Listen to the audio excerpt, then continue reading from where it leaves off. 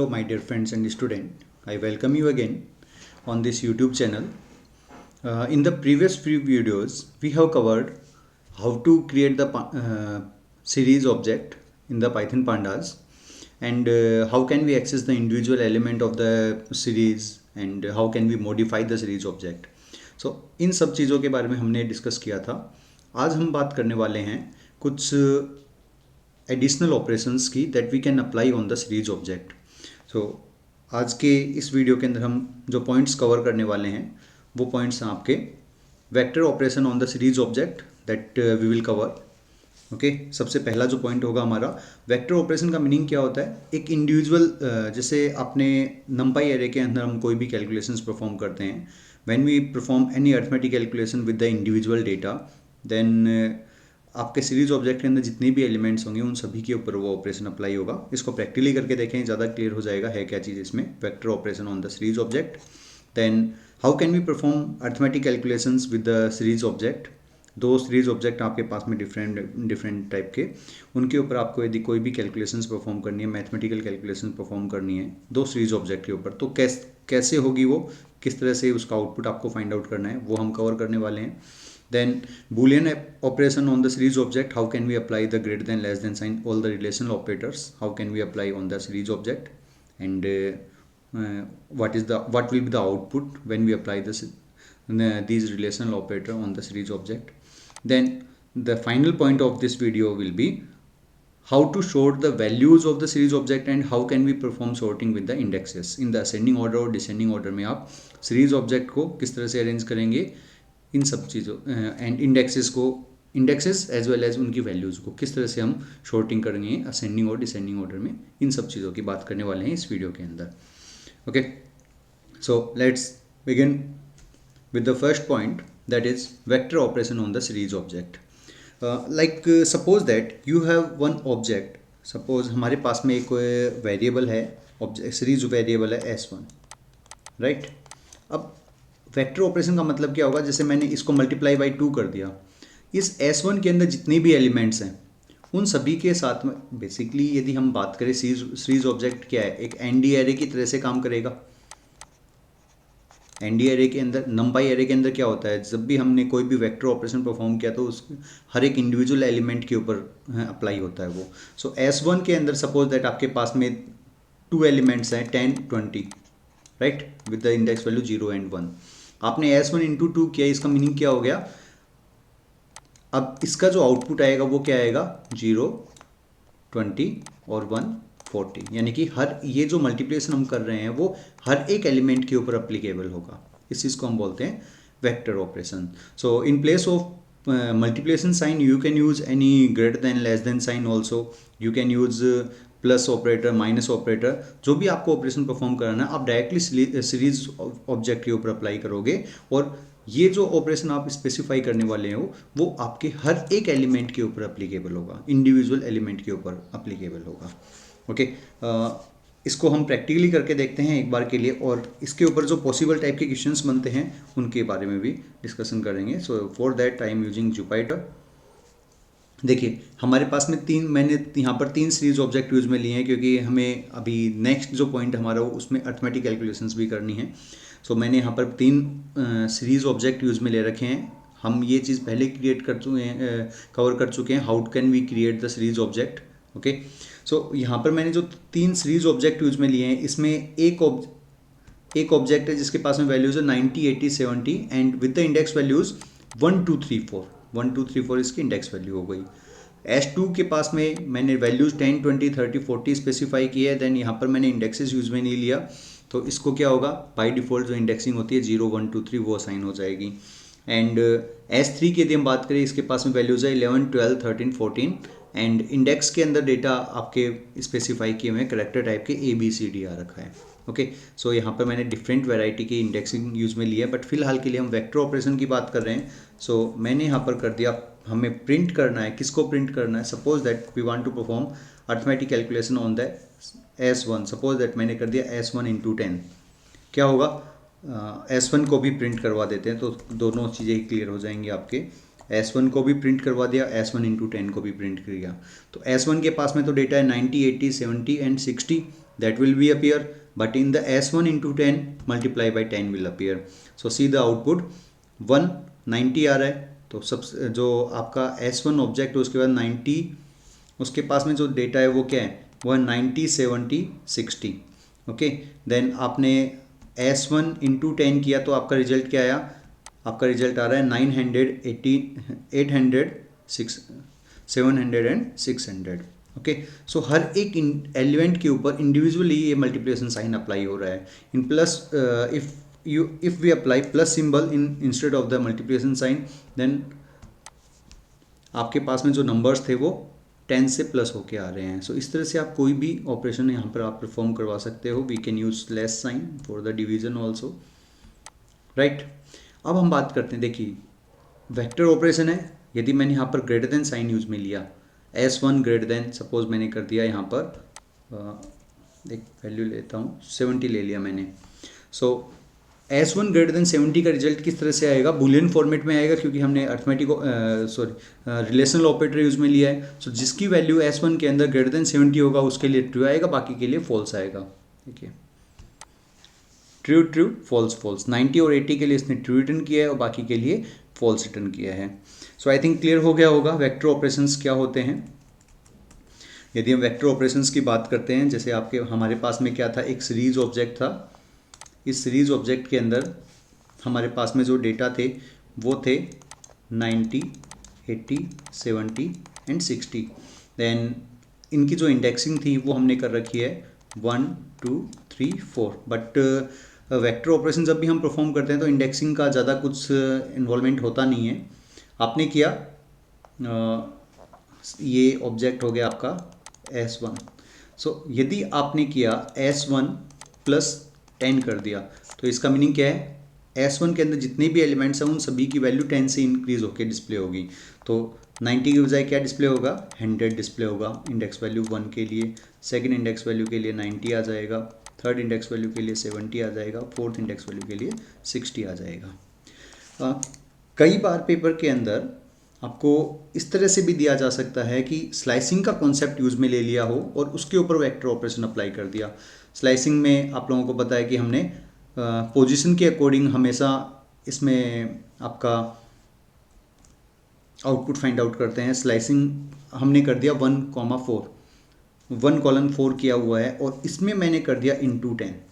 अब क्या होगा,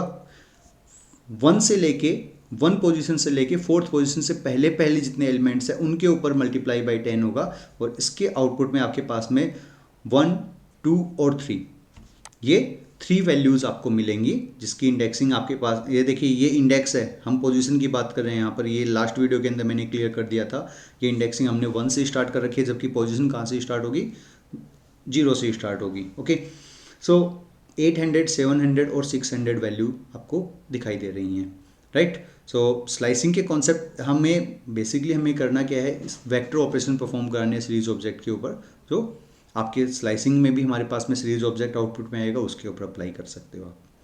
क्लियर हो गया होगा I think. So what are the vector operations, particular data के ऊपर अप्लाई होंगे. सीरीज ऑब्जेक्ट के अंदर जितने भी एलिमेंट्स हैं उन सभी के ऊपर ये ऑपरेशंस परफॉर्म होंगे. ओके, नाउ अब हम बात करते हैं arithmetic operations on the series object.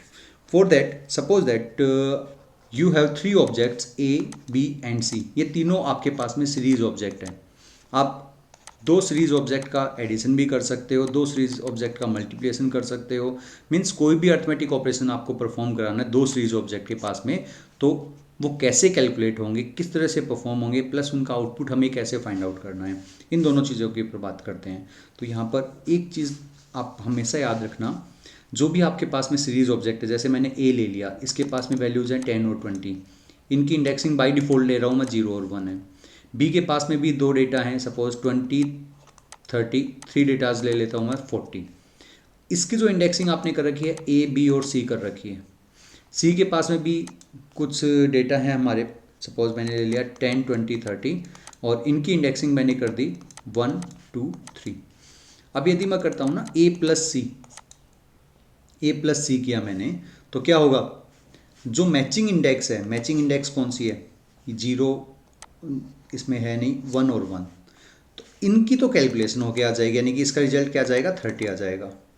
बाकी जीरो इंडेक्स वैल्यू के लिए इसमें कोई भी मैचिंग रिकॉर्ड नहीं है, मैचिंग इंडेक्स नहीं है, तो आपका जो सीरीज ऑब्जेक्ट होगा वो NaN अपने पास में कंटेन रखेगा। ये चीज़ इंपॉर्टेंट है, अच्छे से याद रख लेना। यदि आपकी सीरीज ऑब्जेक्ट के अंदर इंडेक्स वैल्यूज़ इक्वल हैं, यदि इंडेक्स वैल्यू आपकी मैच हो रही हैं, इसकी इंडेक्स वैल्यू जो ए की इंडेक्स वैल्यू और सी की इंडेक्स वैल्यू यदि मैच हो रही हैं, तभी उसके ऊपर अरिथमेटिक कैलकुलेशन परफॉर्म होगा। For the unmatched index value the output will be NaN। Okay, और इसमें सारी इंडेक्सिंग आएगी, इसमें 2 भी आएगा, इसमें 3 भी आएगा, लेकिन बाकी सभी में क्या आएगा, NaN आपको दिखाई देगा। ओके, ये इंपॉर्टेंट चीज़ है। यानी कि मैचिंग इंडेक्सिंग के अंदर तो क्या हुआ, मैचिंग इंडेक्स में क्या हो गया, एडिशन हो गया, 10 + 20 हो गया। अब 0, 2 और 3 ये तीनों वो इंडेक्सिंग है जिसके अंदर आपके पास में डेटा कॉमन है ही नहीं। ओके, इंडेक्सिंग कॉमन नहीं है, उस केस में क्या आएगा, ये NaN वैल्यू अपने पास में रखेगा। इंपॉर्टेंट है, पेपर में आएगा। सो देखिए, प्रैक्टिकली करके देखते हैं इसको। So we have 3 series object in this. अब देखिए, मैंने किया प्रिंट S1 और एक मैं प्रिंट में ले लेता हूँ, मैंने कर दिया S2 के पास में डिफ़ॉल्ट इंडेक्सिंग है 0, 1, 2, 3, और हमारे पास में S1 के पास में है 1, 2, 3, 4 इंडेक्स, राइट। सो यहाँ पर आपके पास में 3 मैचिंग इंडेक्स हैं, तो 3 के ऊपर कैलकुलेशन होके आएगा।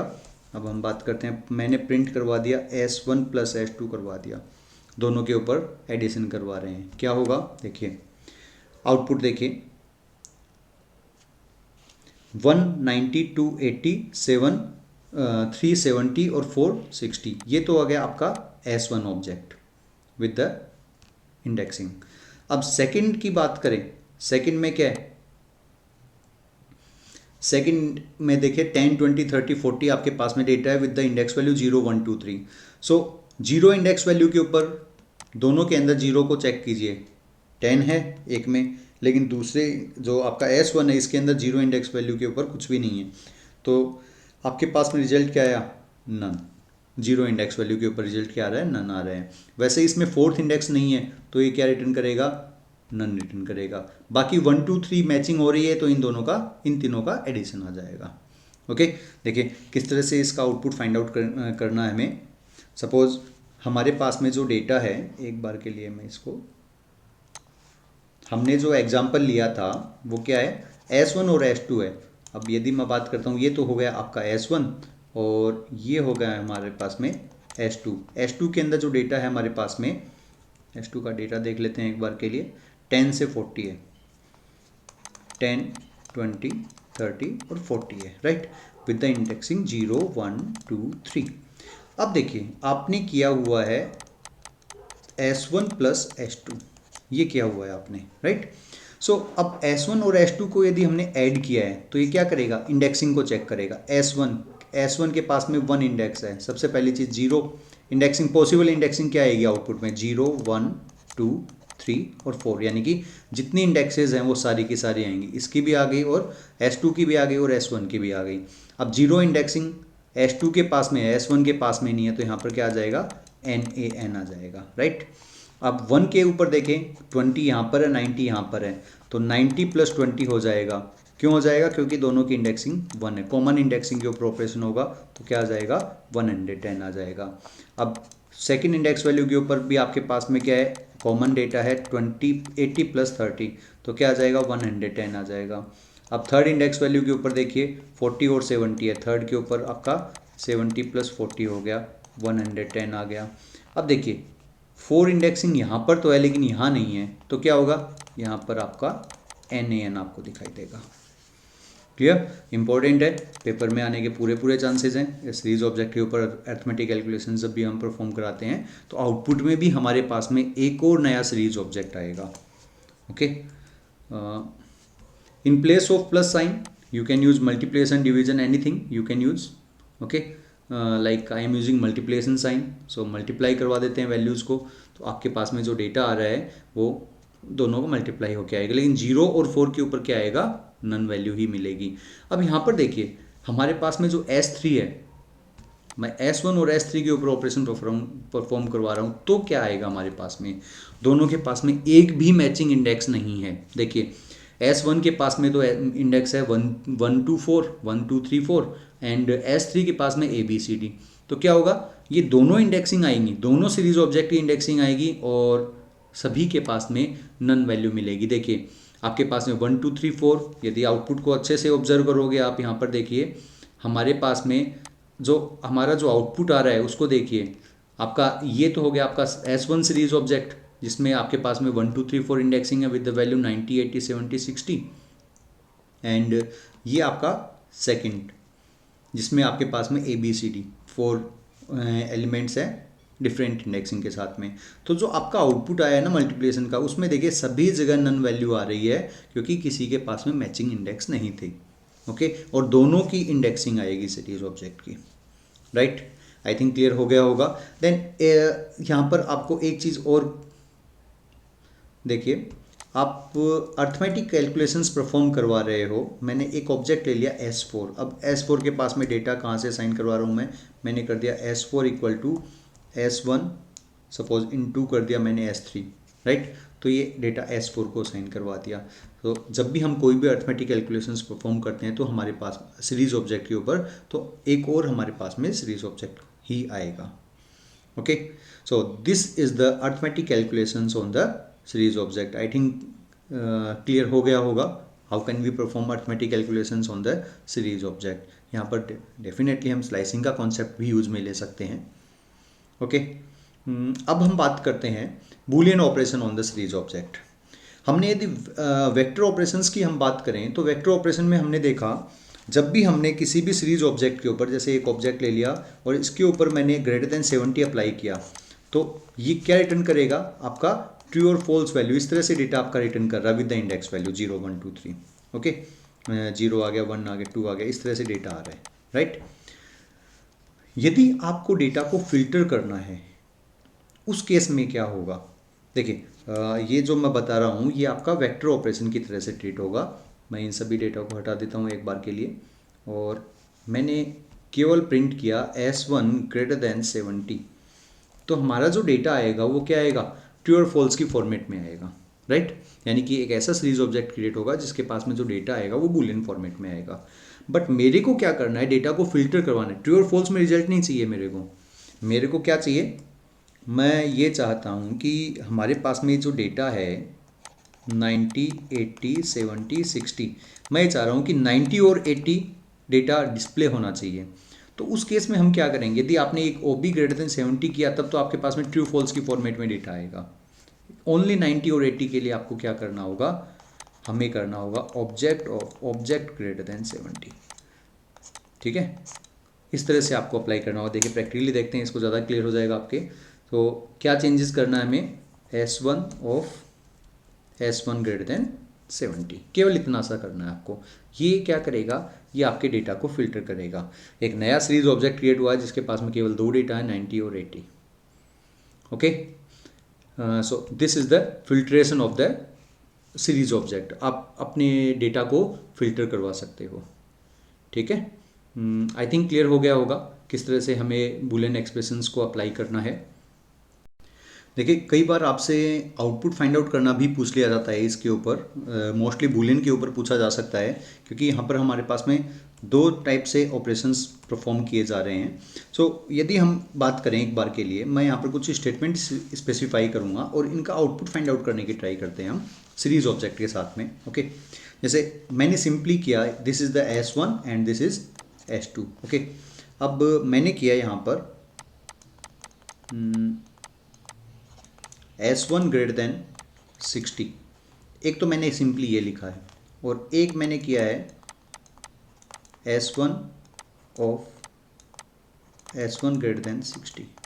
तो दोनों में क्या डिफरेंस हो गया, ये तो क्या करेगा, ये आपको 4 वैल्यूज़ रिटर्न करेगा जिसमें पहला वाले डेटा के लिए ट्रू रिटर्न करेगा, दूसरे के लिए ट्रू रिटर्न करेगा, तीसरे के लिए ट्रू और इसके लिए ये फॉल्स रिटर्न कर देगा।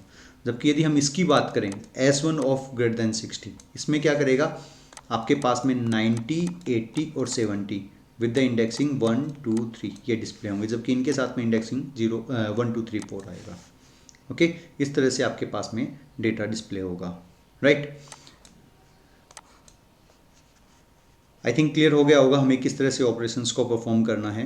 एंड आप चाहो तो ये जो आपने लिखा है ना एस, जैसे हमने पीछे भी किया था, S4 नेम से हमने ऑब्जेक्ट लिया था S4 और आपने यहाँ पर S1 ग्रेटर देन 70 कर दिया, तो S4 के पास में अब क्या आएगा, एक ये S4 क्या क्रिएट होगा, एक सीरीज ऑब्जेक्ट क्रिएट होगा और इसके पास में जो डेटा आएगा वो ट्रू और फॉल्स के फॉर्मेट में आएगा, राइट ना। सो आप इस तरह से डेटा को भी असाइन करवा सकते हो।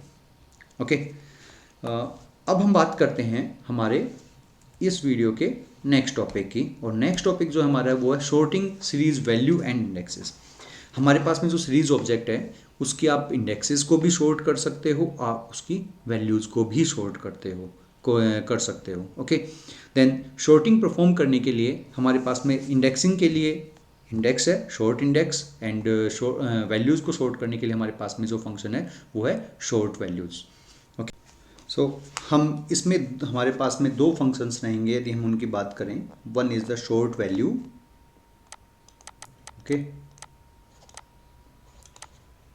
Short underscore values, okay, and इसके अंदर आपके पास में एक ऑप्शनल आर्ग्यूमेंट रहता है, वो है आपका असेंडिंग।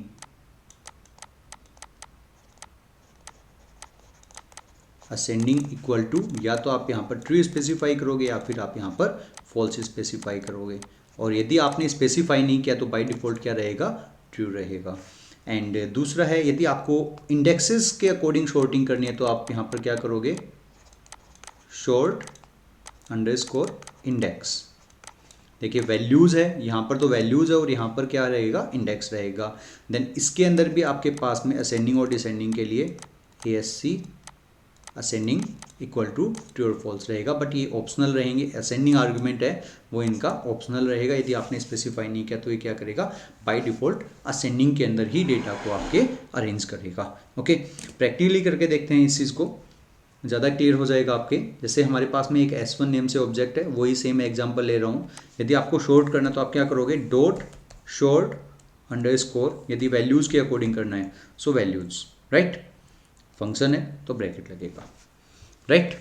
सो इसके अंदर हमने असेंडिंग आर्गुमेंट नहीं लिया है, तो बाय डिफ़ॉल्ट क्या करेगा, ये बाय डिफ़ॉल्ट आपके डेटा को असेंडिंग के अंदर ही अरेंज करेगा।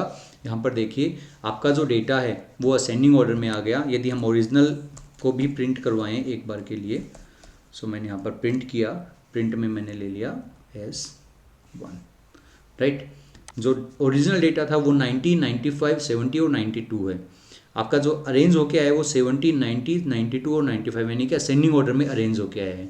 अब यदि आपको इसको डिसेंडिंग ऑर्डर में अरेंज करना है, एक बार के लिए इंडेक्स वैल्यूज़ की पोजीशन को भी नोटिस कर लीजिए। देखिए 90 किस पर था, 1 इंडेक्स वैल्यू के ऊपर था, तो 90 के आगे 1 इंडेक्स वैल्यू ही मिलेगी। इंडेक्स वैल्यू आपके डेटा के से एसोसिएटेड है, तो इंडेक्स वैल्यू अपने स्विच कर जाएगी अपनी लोकेशन से, राइट। अपने डेटा को कभी भी वो चेंज नहीं होने देगी, ऑलराइट। अब यदि हम बात करें नेक्स्ट, यदि आपको इसको डिसेंडिंग में करना है तो आप क्या करोगे, तो जो शॉर्ट वैल्यूज़ है इसके पास में आप असेंडिंग आर्ग्यूमेंट यूज में ले सकते हो और असेंडिंग में फॉल्स स्पेसिफाई कर दीजिए, क्योंकि बाय डिफ़ॉल्ट ये क्या होता है, ट्रू होता है। अब ये क्या करेगा, आपके डेटा को डिसेंडिंग ऑर्डर के अंदर अरेंज कर देगा। 95, 92, 90 एंड 70 आपका डेटा अरेंज होके आ गया है, ऑलराइट। आई थिंक क्लियर हो गया होगा असेंडिंग और डिसेंडिंग का क्या रोल है। अब यदि आपको वैल्यूज़ की बजाय इंडेक्सिंग के अकॉर्डिंग असेंडिंग और डिसेंडिंग में करना है तो हम क्या करेंगे, देखिए बाय डिफ़ॉल्ट इसमें जो डेटा आ रहा है वो ascending order of the index आ रहा है, 1 2 3 4 असेंडिंग आ रही है। अब यदि आपको इंडेक्सिंग को डिसेंडिंग ऑर्डर में करना है तो आप क्या करोगे, short index, short underscore index is the function name that we use to short the index, okay, of the series object। Run कीजिए। अब देखिए आपके पास में जो सेकंड आउटपुट आ रहा है, यदि हम इसकी बात करें तो यहाँ पर देखिए डेटा किस तरह से फॉर्मेट में आ रहा है, 4 3 2 1 इंडेक्सिंग के साथ में आ रहा है, ऑलराइट। यदि हम अल्फ़ाबेटिकल बात करें, यदि हम S3 यूज़ में लेते हैं इन प्लेस ऑफ S1, तो क्या होगा, अल्फ़ाबेट्स के अकॉर्डिंग आपका डेटा अरेंज होकर आएगा, क्योंकि हमारी जो इंडेक्सिंग है वो इसमें ABCD आ रखा है, तो DCBA आ जाएगा, okay, so this is the sorting. That's all for today for in this video. Next video के अंदर हम नेक्स्ट टॉपिक के बारे में बात करेंगे जिसमें हमें डेटा फ्रेम्स को कवर करना है. Thank you very much.